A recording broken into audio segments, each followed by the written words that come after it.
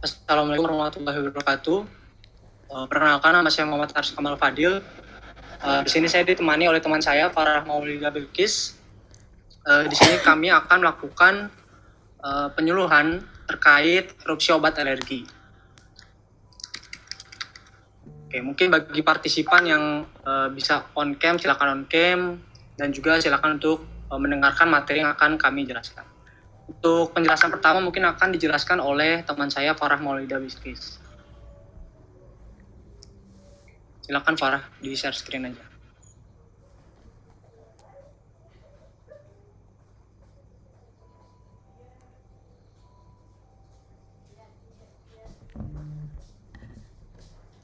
Baik, terima kasih sebelumnya buat teman-teman semua yang sudah menyempatkan waktu pada malam hari ini untuk hadir pada penyuluhan kita. Baik, kali ini topik yang akan kita bahas mengenai tentang erupsi obat alergi.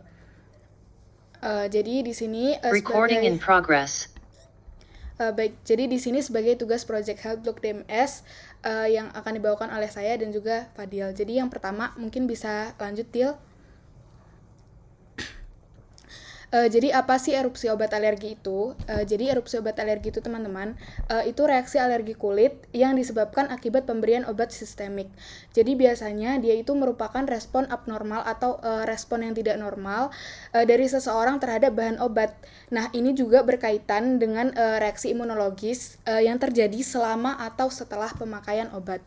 Nah, jadi bisa dikatakan dari beberapa sumber dia dikatakan setelah pemakaian obat ini reaksi obatnya hilang itu bisa dikatakan apabila pemakaian lebih dari 3 bulan atau lebih dari 8 minggu. Mungkin bisa dilanjutin selanjutnya itu mengenai faktor risiko dari erupsi obat alergi. Nah, jadi faktor risiko yang pertama itu dari jenis kelamin dan usia. Nah, buat teman-teman kan tahu kalau seandainya usia untuk anak bayi atau untuk lansia, di mana dia tadi sudah dijelaskan bahwa erupsi obat alergi ini berkaitan dengan respon imunologis. Nah, pada usia-usia bayi dan juga usia-usia lansia di mana sistem imunnya itu tidak stabil. Dari yang lansia dia menurun, kemudian dari yang bayi dia belum terbentuk secara sempurna. Jadi untuk terkena erupsi obat alergi ini resikonya lebih tinggi. Kemudian ada faktor genetik. Nah, faktor genetik ini biasanya faktor yang susah diubah karena dia bersifat turun-temurun dan juga dia berkaitan nanti dengan faktor metaboliknya. Jadi faktor genetik ini menyebabkan reaksi imun yang berlebihan atau reaksi alergi yang berlebihan terhadap obat tersebut. Kemudian ada pajanan obat sebelumnya. Jadi pajanan obat sebelumnya ini dari konsumsi obat-obatan yang sebelumnya pernah dikonsumsi. Nah, obat-obatan yang paling sering menyebabkan erupsi obat alergi ini itu golongan antibiotik seperti penisilin.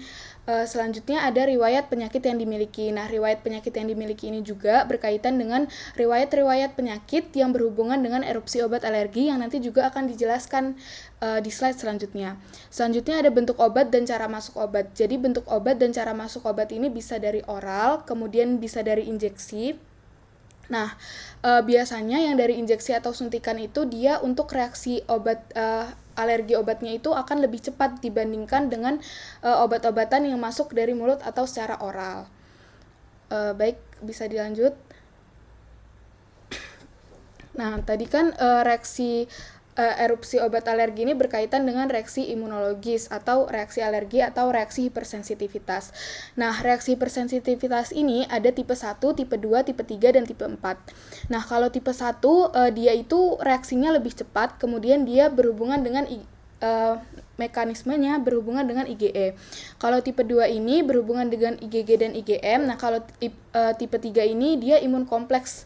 Nah, dia juga bisa biasanya memunculkan IgG. Nah, kalau seandainya tipe 4 dia itu lebih lambat dan berhubungan dengan cell mediated hypersensitivity. Nah, sebenarnya ini tuh dari reaksi persensitivitas tipe-tipe ini tuh akan memunculkan beberapa reaksi erupsi obat itu. Nah, biasanya ditandai dengan timbulnya lesi-lesi pada kulit. Nah, selanjutnya bisa dilanjut.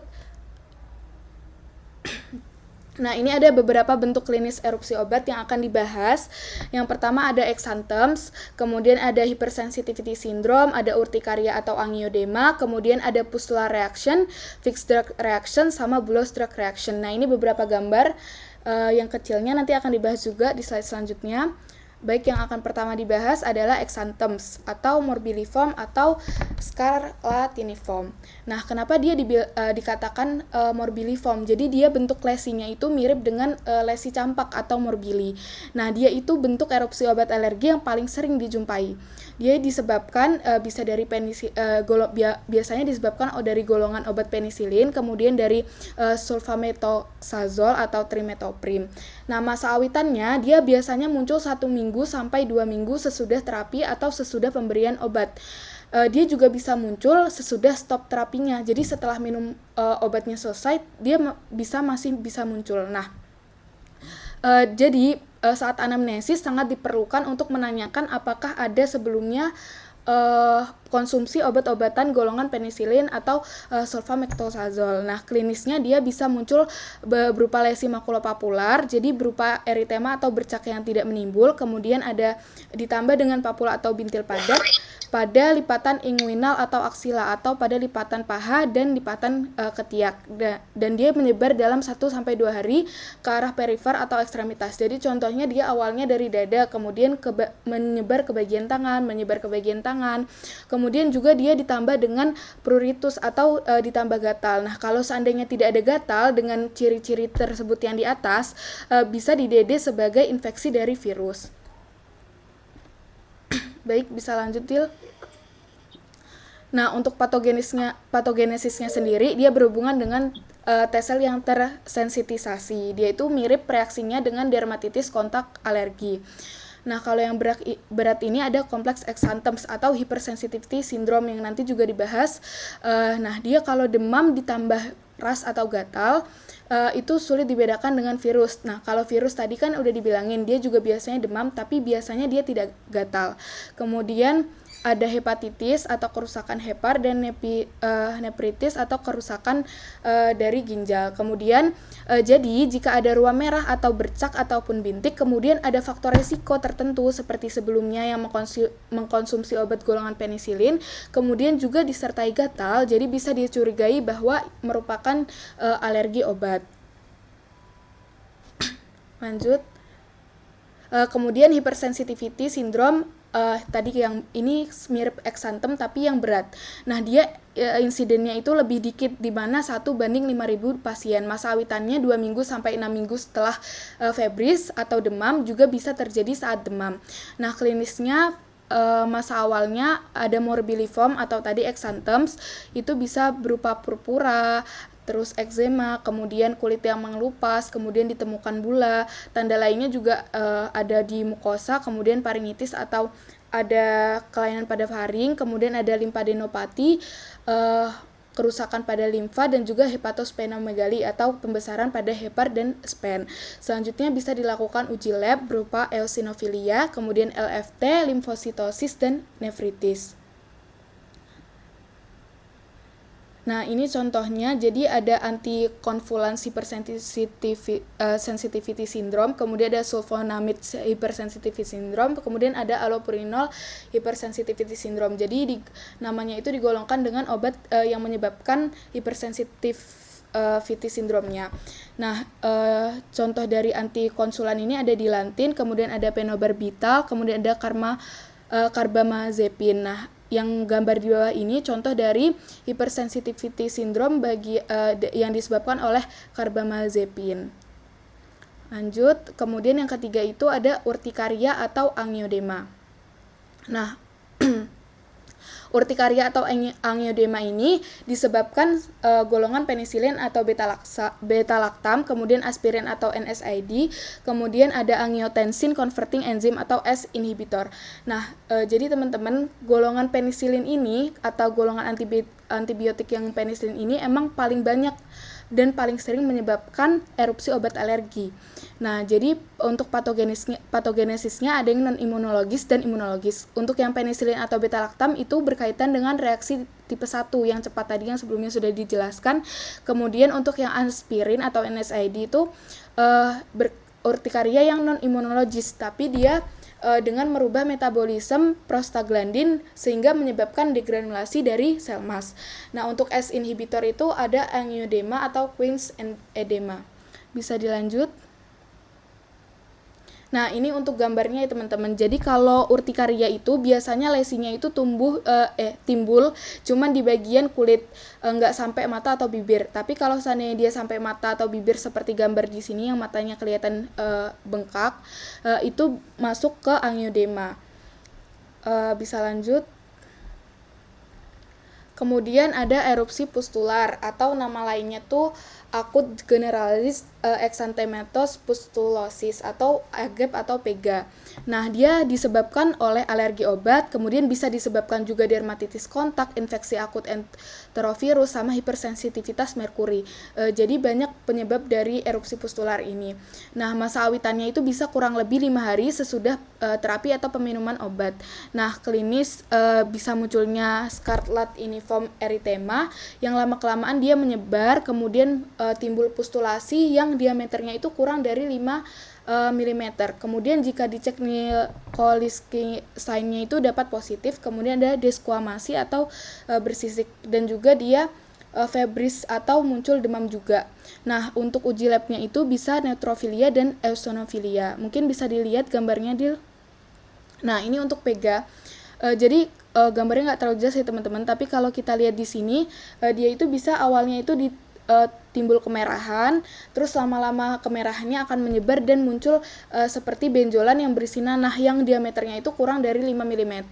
Kemudian kalau seandainya dia dipencet, dia itu akan keluar di bagian yang berlawanan dari arah pencetan. Misalkan kita pencetnya di bagian sentral, dia bakalan keluarnya di bagian perifer. Nah, terus ini dia nyebar lama-lama, jadi bentuknya itu kayak putih-putih gitu, kayak benjolan isi nanah. Kemudian dia lama-lama juga bisa bersisik nih bagian yang B ini. Jadi gambarnya kelihatan kan teman-teman kayak bersisik gitu lesi kulitnya. Baik, selanjutnya mungkin bisa dilanjutkan oleh teman saya, Fadil. Baik, terima kasih kepada para Maulida Bilkis. Selanjutnya akan saya jelaskan ya. Yang pertama adalah materi terkait fixed drug reaction atau FDR singkatannya sebenarnya. Oke, jadi ini disebabkan oleh obat ya. Dan munculnya itu selalu di tempat yang sama. Sekitar 50% di mulut dan genitalia. Nah, ini juga menjadi maksud kenapa namanya fixed drug ya. Karena dia fix gitu, maksudnya dia fix di tempat yang sama gitu. Nah, misalnya besok ada muncul di tempat yang A gitu. Nah, terus dia bakal menyebar. Nah, akhirnya sembuh gitulah ya ceritanya.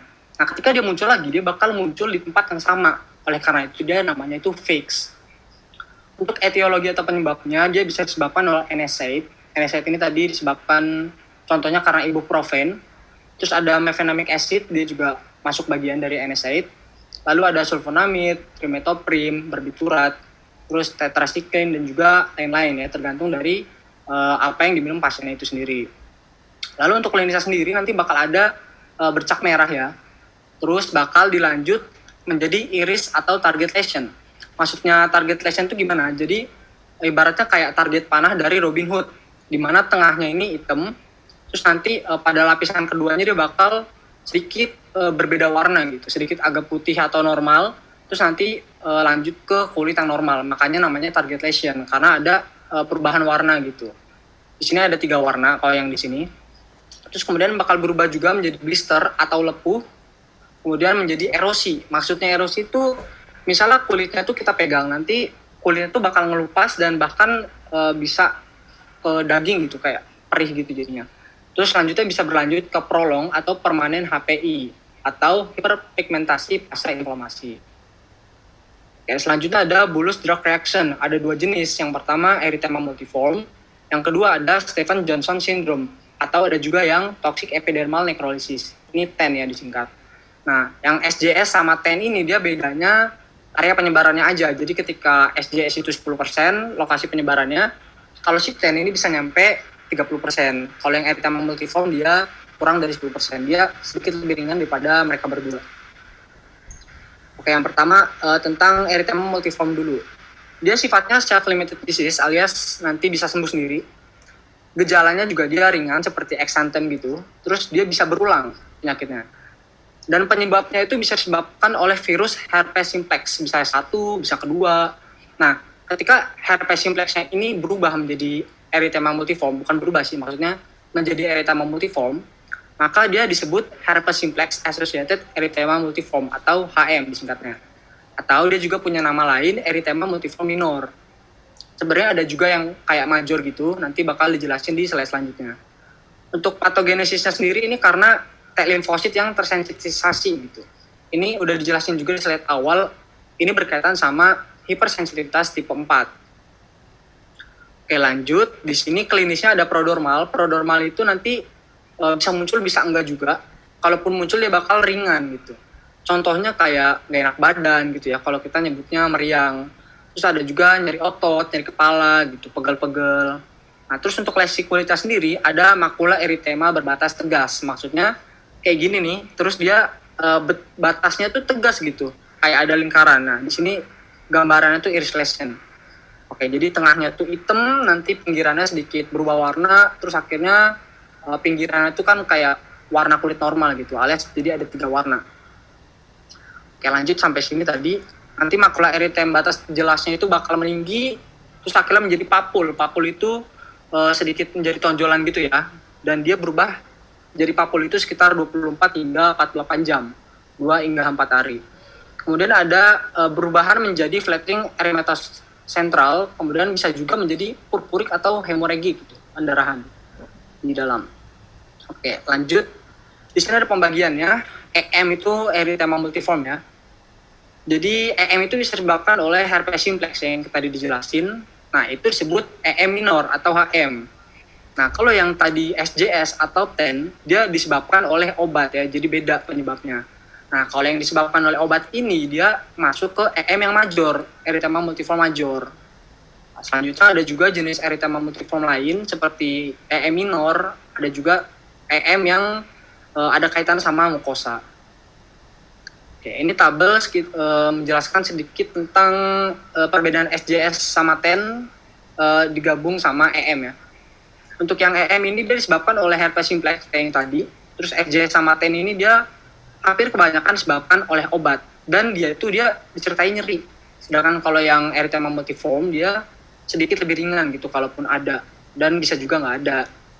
Nah, lalu untuk penyebarannya sendiri yang SJS atau Stevens-Johnson syndrome ini bisa 10%. Kalau yang TEN itu bisa sekitar 30%. Sedangkan kalau yang EM ini dia bakal kurang dari 10%. Nah, kalau yang EM dia juga bisa ada, bisa enggak dari gangguan lainnya gitu. Kalau yang SD sama TEN ini dia bisa ada gangguan, bahkan untuk organ dalamnya juga bisa ada gangguan gitu. Dan yang paling parah pada SD sama TEN ini bisa berakhir pada sepsis. Terus bisa juga pneumonia atau gangguan pada renal atau ginjal, atau bisa juga pada hepar, hati. Oke, lanjut. Ini juga penjelasan tabel terkait yang tadi sih, beda dikit. Yang SC sama TEN ini disebabkan oleh obat-obatan. Terus ada TEN ini ada epidermolysis, yaitu eritema ditambah nyeri. Dan ketika ditekan itu ada Nikolsky sign yang tadi dijelasin. Jadi ketika dipencet sentralnya, dia bakal bergerak ke arah perifer menjauhi yang tadi kita tekan. Terus untuk SJ sama TEN ini dia bisa disebabkan oleh hipersensitivitas tipe 3 maupun tipe 4. Oke. Penata laksanaannya dari Stevens-Johnson syndrome sama TEN ini mungkin bisa diidentifikasi dulu penyebabnya apa, terutama ketika dia mengonsumsi obat gitu. Terus bisa dieliminasi juga obat apa yang menyebabkan dia muncul alergi seperti itu. Kemudian jika sudah jelas kita bisa lanjut ke pengobatannya. Pengobatannya ini bisa diberikan steroid. Kenapa steroid? Karena ini kan hipersensitivitas ya. Jadi bisa diberikan obat yang menekan sistem imunnya biar nggak terlalu hyper gitu. Nah, di sini kita bisa berikan methylprednisolone atau dexamethasone yang bekerjanya itu cukup cepat dan efektif gitu. Kemudian bisa juga dipertahankan hemodinamikanya, terus dijaga juga elektrolit dan proteinnya. Kemudian bisa juga diberikan antibiotik untuk infeksi. Kenapa? Karena ketika ada lesi di kulit, itu pertahanan tubuh kita tuh jadi melemah terhadap infeksi. Jadi ketika ada alergi maka harus diberikan antibiotika juga. Terus perawatannya juga harus tempat khusus, nggak boleh di tempat yang rentan gitu untuk terjadi infeksi. Selanjutnya untuk supportive terapi bisa juga untuk perawatan kulit, mata yang mungkin jika ada lesi di sekitar sana. Untuk mata dan kulit ini mungkin bakal ada gabungan dari dokter spesialis kulit, mungkin juga ada dari spesialis mata gitu. Terus untuk yang pernafasan juga harus diperiksa karena bisa aja terjadi pembengkakan akibat alergi, terutama di saluran nafas, di faring atau laring mungkin. Itu bakal menghambat pasien untuk bernafas hingga masuk ke kasus yang emergensi gitu. Karena kan kalau nggak bisa nafas kan bisa meninggal kan ya. Terus juga harus diperhatikan nutrisinya, sama harus dilakukan perawatan luka. Untuk perawatan lukanya sendiri ini mungkin bisa dari kain kasa, terus diberikan atau dicelup di cairan antiseptik, kemudian diperas, ditempel ke lesi atau luka alerginya itu, kemudian diulang 3-4 kali dalam sehari. Oke, ini contoh dari alergi ya. Terus yang bagian kanan ini dia contoh udah menjadi krusta, alias sudah kayak sedikit lebih parah gitu. Oke, ini contoh dari Nikolsky sign. Jadi ketika ditekan senternya, dia bakal pindah gitu ke arah perifer. Kalau di sini dia bakal pindah ke arah sini nih, tapi dia nggak meletus. Nah, kalau yang ini contohnya erosi. Erosi itu kayak kulitnya tuh ngelupas gitu. Ini kan kelihatan nih, kayak kulitnya ini kulitnya. Sini bagian yang nggak tertutup kulit paling luarnya itu. Oke, jadi ketika ketemu EOA atau erupsi obat alergi, diagnosisnya tuh harus di anamnesis dulu. Ditanyain obat-obatan apa yang diminum, terus kelainannya tuh terjadi pada hari berapa sampai berapa, atau mungkin setelah mengonsumsi obat gitu. Kemudian dicek juga apakah ada rasa gatal atau tidak, karena kan tadi yang membedakan rasa gatal sama ada yang membedakan virus sama alergi. Nah, alergi itu biasanya ada gatal. Kalau yang nggak ada gatal itu masuknya ke virus infection. Mungkin bisa dibedakan di situ. Nah, terus ada juga demam yang subfebril, yang demam tapi sedikit di bawah dari tanda bahwa itu disebut demam gitu. Terus ada juga kelainan kulit yang timbul, mungkin dari distribusinya.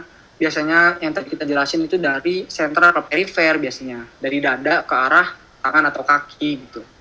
Terus bisa juga secara universal, generalisata, atau secara menyeluruh ya generalisata. Terus bisa juga ada bermacam-macam bentuk kelainan dari lesinya. Nah, ini juga harus diidentifikasi bentuk kelainannya itu masuk ke golongan yang mana nih dari yang kita jelasin tadi.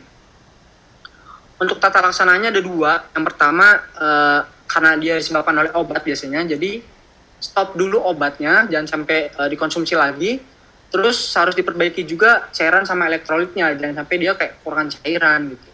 Untuk khususnya tadi ini ada kortikosteroid sama antihistamin. Kalau kortikosteroid atau steroid yang tadi kita jelasin ya, itu imunosupresi biar menekan hipersensitivitas. Nah, untuk antihistamin ini dia anti gatal. Jadi kalau alergi itu kan biasanya gatal gitu kan ya. Nah, antihistamin ini ngeblok rasa gatal itu. Jadi biar nggak gatal pasiennya. Oke, mungkin dari saya itu dulu. Dari para partisipan mungkin jika ada pertanyaan bisa langsung raise aja ya.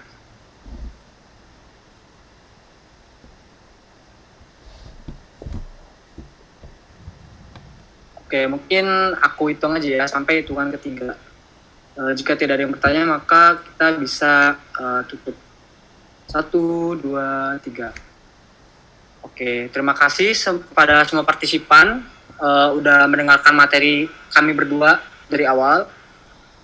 Selanjutnya mungkin bisa live ya misalnya sudah selesai. Terima kasih. Makasih banyak.